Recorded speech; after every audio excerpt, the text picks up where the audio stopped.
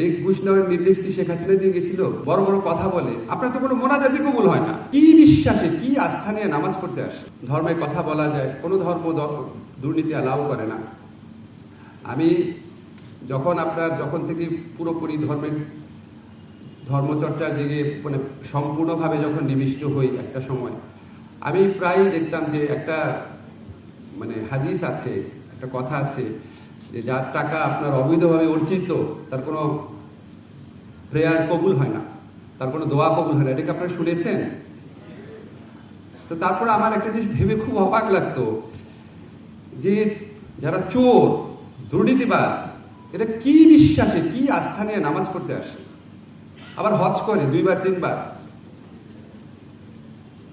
বড় বড় কথা বলে, আপনার তো কোনো মোনাজাতি কবুল হয় না, আপনার তো প্রার্থনা করার দরকারই নেই। পৃথিবীর কোন ধর্ম আছে দুর্নীতি অ্যালাউ করে, মানুষের হক মেরে চলা অ্যালাউ করে?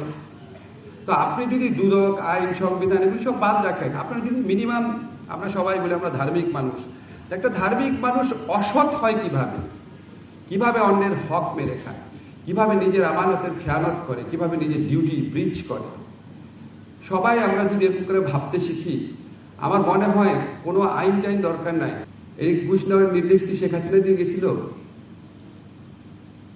এই ভূমি অফিসে যে লোকজন আছে নামজারি যারা করে, তাদেরকে কি শেখ হাসিনা বলেছিল যে যতগুলো কাজবে সবার থেকে 10 লাখ টাকা করে ঘুষ দিবা? পলিটিক্যাল লিডারদেরকে অবশ্যই আমরা দোষ দিব, সবাইকে দোষ দিব, কিন্তু এই দোষ দিয়ে নিজের অন্যায় থেকে যেন পার পাওয়ার চেষ্টা না করি।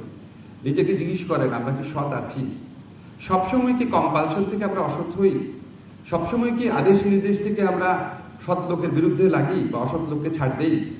আমরা সবাই যেন এই প্রশ্নটা নিজেকে করি। এখনো তো সময়টা বদলেছে, আমাদের তরুণরা নিজের বুকের রক্ত দিয়ে একটা নতুন সময় এনে দিয়েছে।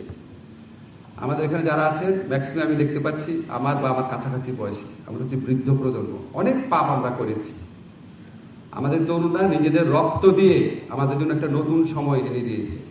আসেন আমরা তাদের থেকে শিখি, তাদের প্রত্যাশার প্রতি শ্রদ্ধাবান থাকি এবং অন্তত নিজের জায়গা থেকে যতটা ভালো কাজ করা যায় করি।